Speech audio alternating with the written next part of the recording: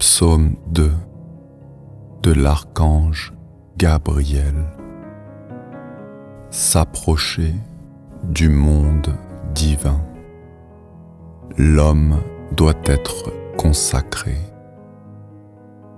Le monde de l'homme n'a pas les mêmes critères et les mêmes concepts que le monde divin.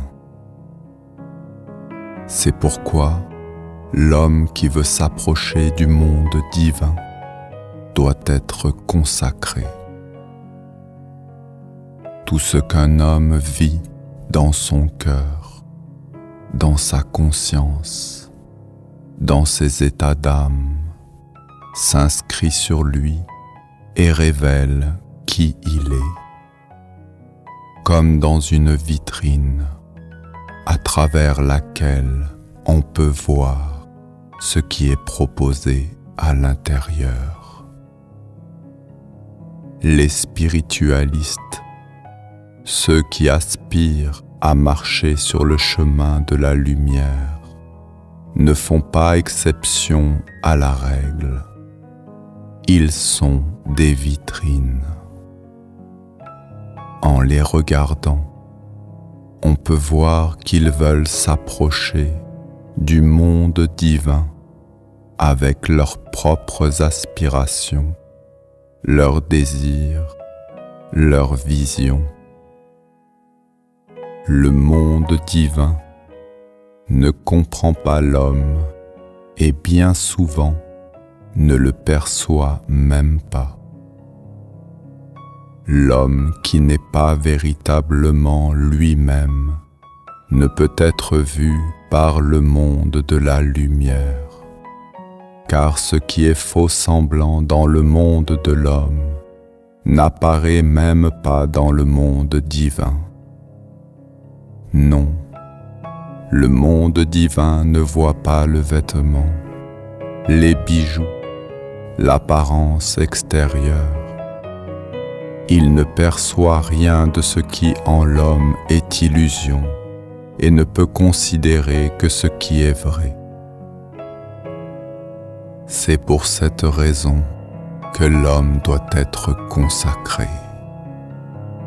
Il doit avoir une alliance avec un élément divin par lequel les êtres vivants dans le monde divin peuvent établir un contact avec lui. Sans cela, l'homme ne porte pas sur lui de symbole, de sceau. Il est plongé dans la sphère de l'inconscience et de l'ignorance. L'homme qui n'a pas d'association divine ne sait pas à qui il est relié. Il ne peut avoir d'échange avec le monde divin, car le langage de l'homme n'est que hiéroglyphe. Avant que des êtres de lumière puissent comprendre ce que l'homme désire, il faut des interprètes. Les alliances que l'homme peut établir jouent ce rôle d'interprète et d'intermédiaire entre le monde de l'homme et le monde divin.